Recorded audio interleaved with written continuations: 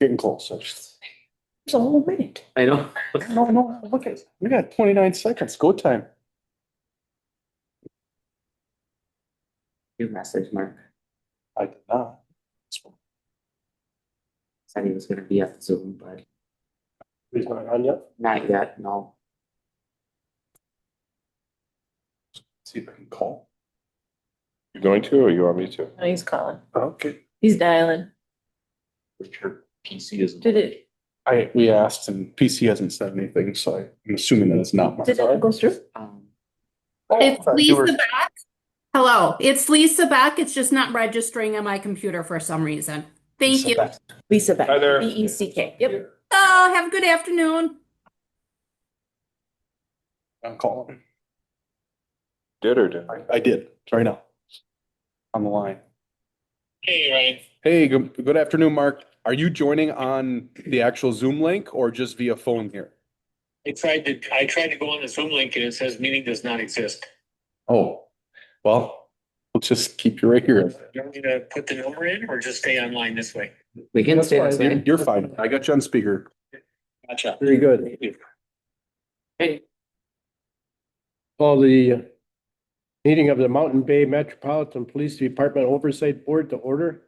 May we have a roll call, please, or a roll call, please? yes, Mr. Jordan, Present by Zoom. Mr. Maloney, Present. Mr. Zagami. Yep. And Mr. Helgeson. Here. And Mr. Jablonski is excused. And item number 2, announcements and statements from the audience. Jim. Good afternoon, Jim Penstoff, I live at 0 Street Weston.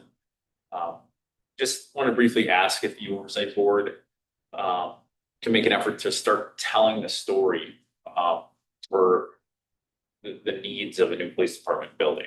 I understand it, but I think there's a lot of residents and a lot of the folks in the community that don't understand it as well as I and some of the folks in the room here do, the actual needs of the department. And how it will be funded, and just to take more of a proactive role on that. I haven't seen a lot with that. Village of Weston is working with a referendum to fund firefighters, and that too is a bit of a struggle as far as getting that information out to voters here. We're gonna have ballots in mailboxes in less than a month, and that story hasn't been told well yet. I know there's stuff on the horizon for that. That's a totally separate deal, but I'd rather see this as a proactive thing, not a like, oh, they're gonna hit us for another X amount of dollars for this building. It's not a thing yet, but let's be proactive on it if we could, please. Thank you. Thank you, Thank Jim. you. Anybody on Zoom? I don't believe so. Other than that, minutes of previous meeting, Oversight Board meeting minutes of January 22nd, 2026. Move to approve. Is there a second? Okay. Motion by Zagami, second by Maloney. All those in favor signify by saying aye. Aye. Aye. Opposed? Aye. Motion carried. Budget to actual. Chief or Ryan? I know Ryan had some correspondence with Melanie on that, so go ahead, Ryan. Yeah, so I just wanted to convey over on the budget to actual. So the fringe benefits portion, again, on the expense side. So the wages and fringes that still have to get picked back to 2025 per the audit, which will have the week of March 9th, has not occurred yet. We're still finishing up invoices from 2025. Our deadline is actually till tomorrow. So that's why, again, budget to actual is not completed yet. And again, some of those expenses will still get put back to 2025. That is not reflected here. And also you will see a little bit on the heavier side, both the IRA and the HSA dollars that are through the union contract, or part of the union contract, are loaded in here. So it's not like, even though you might see something where it's 50% complete, the reason being is that the way that some of those payouts work, in the beginning part of the year, they're only happening in 3 installments versus every month. So that's why that percentage is not going to show, essentially 100 divided by 12. It's really just 3 divided by whatever that payment is. So that's why it's going to look bigger. You have 2 payments you paid, or how many payments you have paid? So the IRA should have been paid already. And then the HSA, there's 3 installments. Correct. So it should be January, March, or April, January, April, July? Yes. January, April, July. I just want to add one more thing to that. The uniform allowance is paid all up front in January, so we have enough for extra officers. That's why there's some budget status amount left in there. But that's all paid at one rate in January, so Is that $800 annually? $750. $750, okay. And do they have to produce receipts or they just get the $750? No, we've did it both ways. And right now they just get the $750 and we look at their uniforms on a regular basis. And if they're not buying what they need, then we just tell them, you need to buy this and that. And so, yeah. Very good. Any questions for Ryan or Chief Hunt? Seeing none, we're moving on. Agenda item number 5, discussion and possible action regarding current staff, adding staffing of special teams and current funding of K-9 program in addition to the current K-9 program. Yeah. This is kind of important here. I think this is part of telling a story a little bit. And I think we just need to take 5 minutes here and Nick's going to explain where we are in our staffing levels. And I just think it's important for everybody to know where our department is right now and some of where we came from. So, go ahead, Nick. Yep. So we had heard some things like Mountain Bay Metro compared to Everest Metro Rothschild, apples and oranges. So that's why we want to kind of explain this. So initially when we came together, there were 4 clerical staff, there were 13 Rothschild officers and 23 Everest Metro officers for a total of 40 staff. Of that, there was 1 officer that never really worked a single full day in the department before they left employment. Currently, even with 2 retirements, we have 42 employees, which includes 4 clerical staff.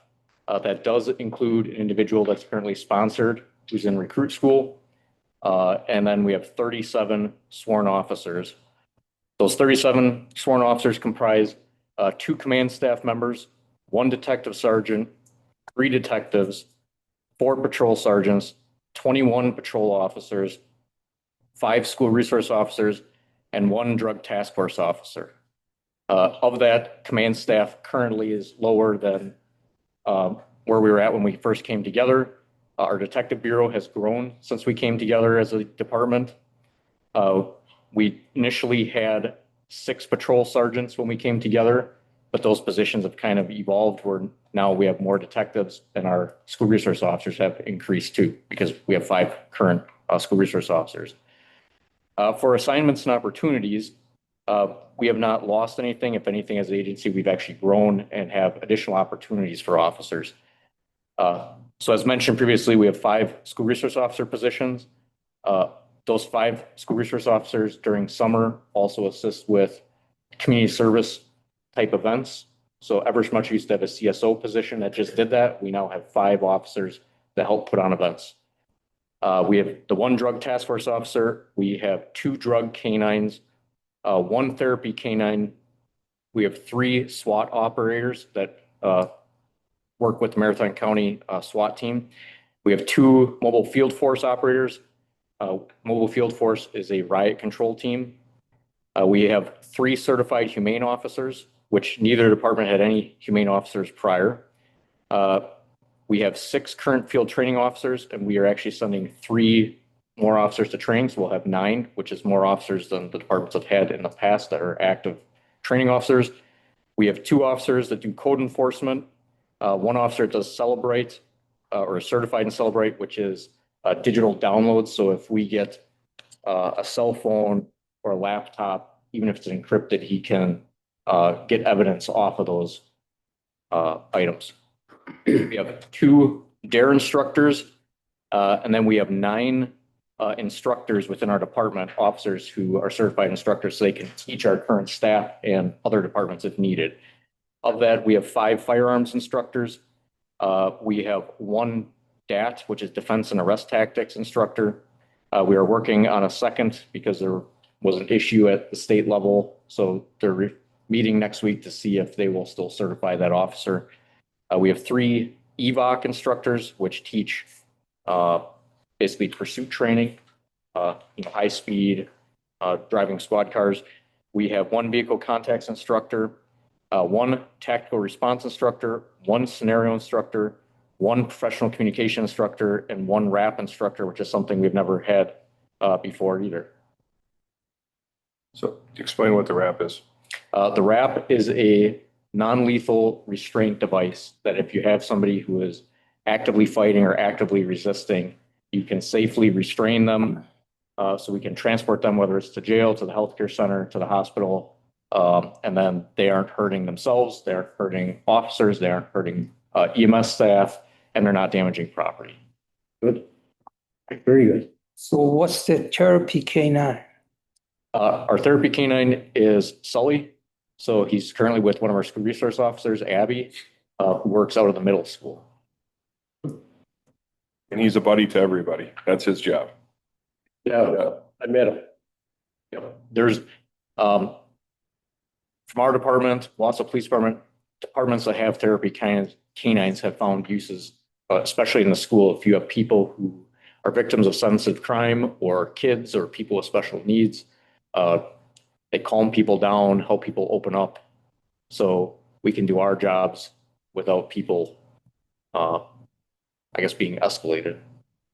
So our goal here is to be very, very proactive and make sure we have a lot of highly trained individuals, people that can train our staff, train other staff, and move into a new direction that we weren't able to as two separate departments.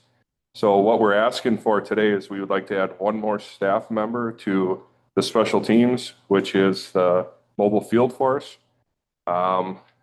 Obligation for us, if they have a call out, and they do from time to time, so if there's a city erupting because of a political event or other problems, we would go with this task force, which is based out of Marathon County and supervised by Marathon County. They go to training 4 times a month, so it's not a huge obligation on our end. A year, sorry, 4 times a year. So that's one ask for today.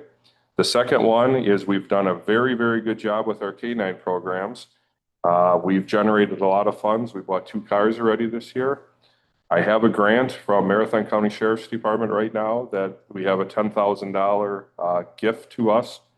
The reason we have that is because we gave a dog to them when one of our employees left at the time we came together and went to Marathon County. So that money is slated to come back to us. We would like to add another K9 to our program. And we do have 1 car available for them already. That car was an Everest Metro car, which was used for their K9 that left. And that car's remained intact, so we don't have any cost in the vehicle. It would just be cost of training and the additional cost on the K9. So total would be $6,000, but we're getting $10,000 upfront to pay for a portion, but we still have to come up with $6,000. But we do have donations left in the K9 program to do that. So before I make big decisions in the department, I want everyone to be aware of what's going on and that these are commitments. You get a dog, it could be 8 years. And however, we get a lot of other stuff from those dogs. We get officers that can use them for traffic stops, for drug interdiction. We can use them on search warrants. Other agencies use those dogs.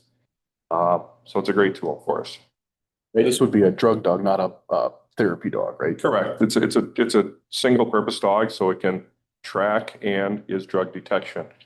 The third level would be as if you have bite dogs. Currently, we don't have any bite dogs. And that's just not the direction I want to go with our department. But so. And you mentioned that you have enough funds in the budget to cover that additional 6,000, correct? The funding would be $12,000 for the dog. Training is $4,000. We have $10,000 from the Marathon County Sheriff's Department, and the $6,000 would come out of current donations that we already have. When I talked to Melanie, we were somewhere around $10,000 yet, even though we bought those 2 cars. Right. And then are you going then to 38 total officers? Or would you be moving an officer that you currently have and they'd be a K9? Correct. One of the officers on staff right now would be selected to be the next K9 handler. Our 38 officer is in training right now and hasn't started and won't start till June.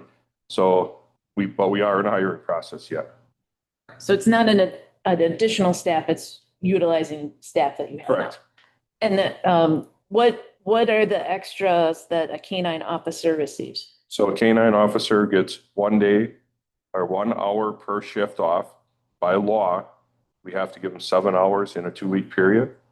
They get a take-home car so that they can take care of that animal. They get shift differential, which is $1 an hour. It's called special duty pay for taking care of that animal. $1 for every hour as long as they have the canine? Correct. Okay. When they get the 7 hours every 2 weeks, they do not get $1 an hour on top of that. Hours worked. Yes, hours worked. Oh, who provide the food for the animal? Our food so far has been donated from Marathon Feed, and I would assume that they'll donate the food for this dog as well. So currently our 3 canines, all their food is paid for. All they do is go out there on a monthly basis and pick up what they need for food supplies. And they pay for it at Marathon Feed. Good. Any questions for our chief? What about vet care? Vet care is done at County Center Animal Hospital in Marathon. That comes out of donations is what we use for the vet care. Vet care has somewhat of a reduced rate on it. However, we've been lucky when you don't have a bite dog and you have a regular dog of sort, you don't have as much, hopefully, vet problems, but that could happen. That's why we continue to fundraise for the canine program on a regular basis, because there's an unknown in there when you have an animal. Mark, Joe, do you have any questions for chief? I do not. I think it's a great program and a good step forward. Thank you. I think it's a great step forward also.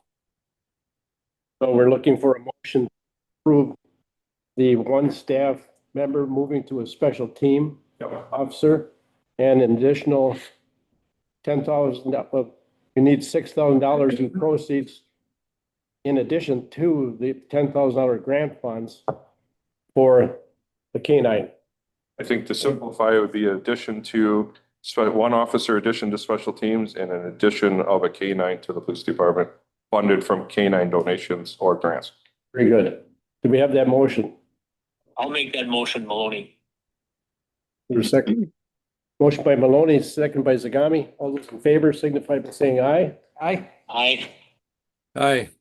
Opposed? Motion carried. Discussion of possible action regarding current Mountain Bay Metropolitan Police Department building project. So we've been working with HTG and with Bolt. We have a final drawing back from HTG, which we were waiting in a long period of time for the evidence room portion of that drawing. They have all the information they need right now to get their final package put together. We have a meeting on the 24th with myself, Hu Shang, and Jason Jablonski, Bolt, and HTG. I've had a little bit lack of correspondence with Bolt. I'm trying to get an invoice from them, and HTG on the 17th asked the question, if they get the drawings to Bolt by the end of March, how long do they need to get it out for bid?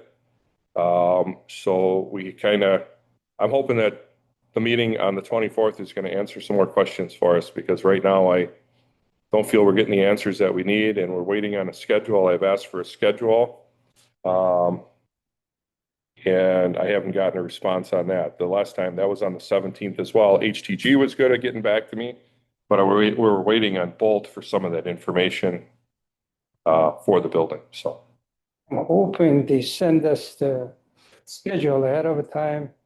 Also give us the agenda, what he wants to talk on 24th. Because he wants to spend 3-4 hours here with us. yep. I think what the goal is to go through every nuance of the building, from countertops to flooring to paint and drywall and all that stuff on the 24th. Anybody else for questions for chief? Joe and Mark? Well, I just have a comment. Would we need any kind of assistance from Tim Vigera or Michael Wadowski in this process, or do we think we've got this covered amongst the people we're talking about right now? I was gonna ask if Michael could join the meeting on the 24th. That meeting's open to anybody. I'm not worried about that. Anybody that wants to attend and can add anything to it, I'm good with it. I think both of those gentlemen would really enhance the meeting and collectively help. So. Okay, anybody else? Okay, Good. I think that was updated information. Thank you, Chief. Moving on to agenda item number 7, discussion and possible action regarding the 2026 rabies vaccine clinic. Chief or Nick? Yep, just quick conversation. We have a rabies clinic coming up again with the Village of West End. They did a great job helping us out. It was Jamie and Pam last year. Mountain Bay Metro Police Department paid the bill on it last year. It was $793.62. I can't remember the exact number of animals that went through. I think it was somewhere between 20 and 32 possibly that went through. I think it's a great thing for the community. I'd like to see a little support from Rothschild and Weston to help fund that bill that we paid last year for this year, even if it's a portion. But I also want Oversight to know some of the things that we're doing. We're trying to make our community a safer place, and this goes back to even having the contract for non-dog strays with Marathon County Humane Society. And if someone gets bit and their animal isn't proven to have a rabies vaccination, those shots are over $10,000. And we have to take those animals and house them at the Humane Society for a quarantine period. So I just think it's a great public program, and I'm sure Jamie would say the same thing, and maybe she has got a comment on this. So What is that? Unless you're- Excuse me, Jamie, $10,000 for one shot? yes, we had an officer that got bit by a dog and got the rabies vaccination, and it was over $10,000 for those rabies shots. It's a series of like 7 shots and over a 3-day period or 3 different shot days, and it was expensive. Very painful. So people ask, why do we register our pets? Because we want to prove they have rabies vaccination so that if they do bite somebody, we can get that record and say, no, the dog had its rabies vaccination. The likelihood is you're not going to get rabies from it, and they don't have to go down that road. Good. Any questions for Chief on that? All good. Seeing none, we don't need a motion to. Well, he is requesting Rothschild and Weston Board to help assist in the cost. So you So need the that as a Oversight Board should make that recommendation. Do we also want to ask? How much is that cost? I'm sorry. $792, I think. That's for $793.62. Hopefully it's higher than that, meaning that we got more animals. Even if each community gave $250 toward it or whatever, it would help out that we're all kind of splitting it together. Very good. Do we have a motion to that effect that the Weston Board and Rothschild Board place that to consideration? I move. I'll make that motion, Maloney. And I'll second. motion by Maloney, second by Zagami. All those in favor signify by saying aye. Aye. Opposed? Motion carried.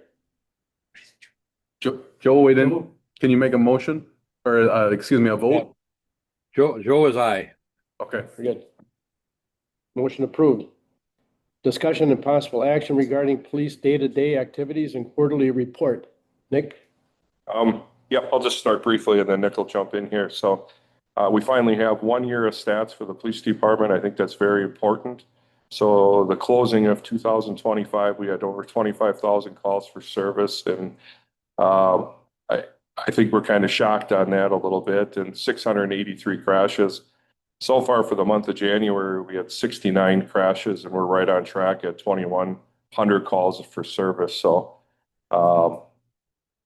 we have a lot going on. I mean, on day to day as far as calls for service. So Nick's got some stuff to add.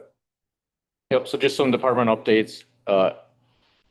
The gentleman that we're sponsoring through Recruit School, he's currently completed 1/3 of the academy. It's in 3 sections.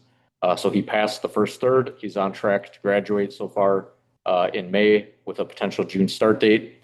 We also have a current hiring process that's open. It closes on February 25th. We've received 4 applicants so far.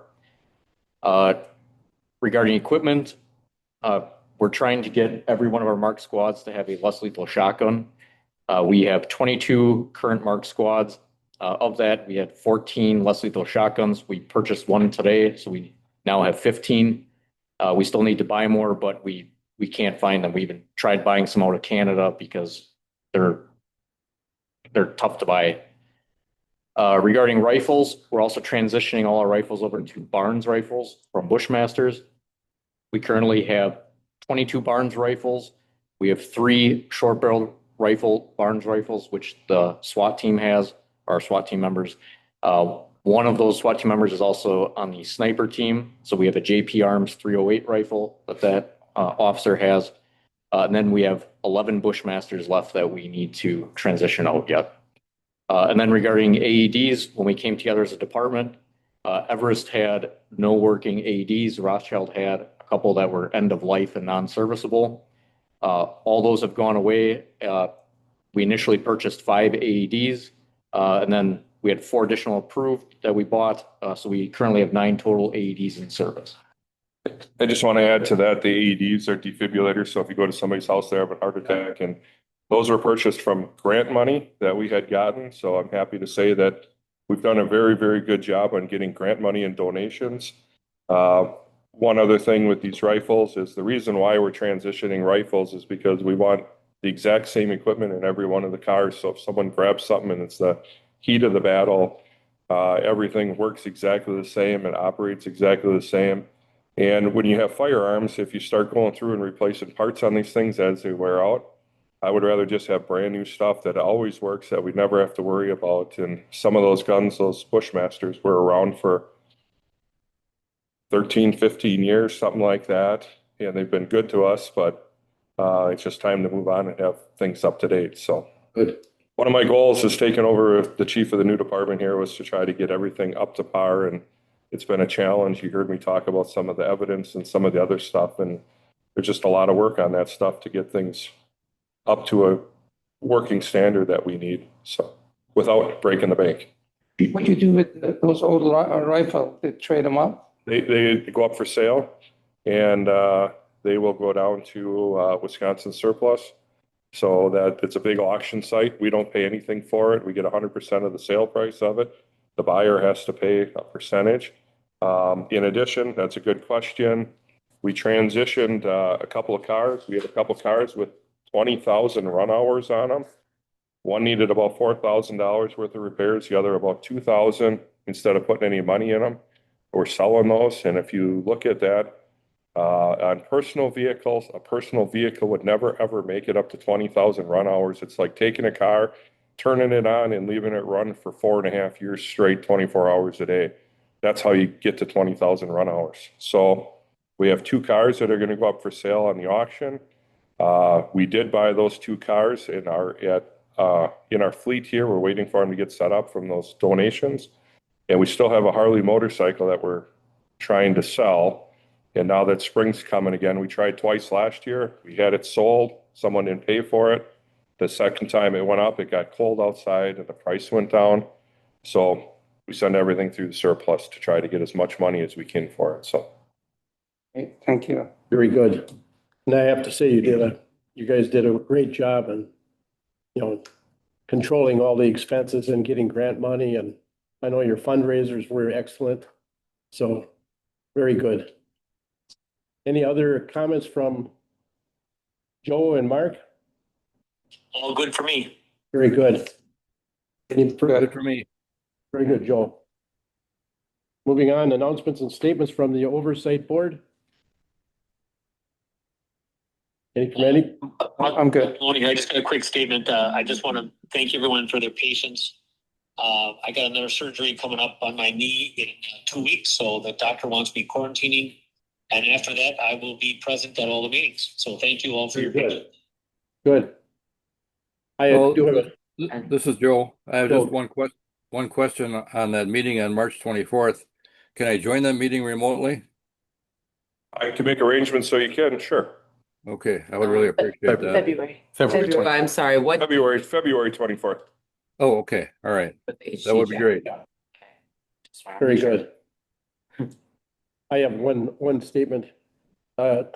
Jim brought up a thing about telling the story, and I think what Nick had and Chief telling that story, that's very informative for the community on there. I would also say that when you're looking at a large borrow, as a retired lender and I was always on the credit committees.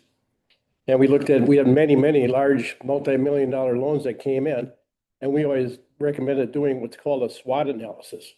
That's a strengths, weakness, opportunities, and threats. And I did them on all three scenarios. You know, the existing facility right here, completing that, the Everest Metro facility, doing that, or the Mountain Bay Metropolitan PD building the new facility. And quite frankly, I went through all three, and the most strengths and opportunities came with the new facility.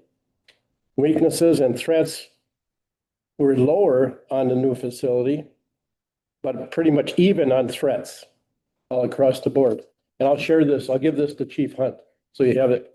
That's also part of telling the story, so that people in the greater area collectively, it's approximately 25,000 people, need to hear those things. So they know that the right decisions are being made. Now, the borrow base that you have is on a 30-year amortization. So each municipality will have to have a loan to Mountain Bay Metropolitan for 30 years, who's going to pay back the 30-year principal over that period of time. And I would strongly say that Mountain Bay will probably escalate the payment on that mortgage note. So that means retiring it earlier than the 30-year period. So that in itself helps decrease the cost on a per $1,000 basis to the residents overall. So I think all in all, it's a good decision. It's a positive one, and it's very effective for safety and police for all of our entire area. So that's just my statement on that. Thanks for doing that, Dan. That's excellent work. Thank you. It's quite all right. Agenda item number 10, set date, time, and agenda items for discussion at next meeting. Elizabeth? If we are to do the third Thursday in March, that would be the 19th. 19th, 3:30. 3:30.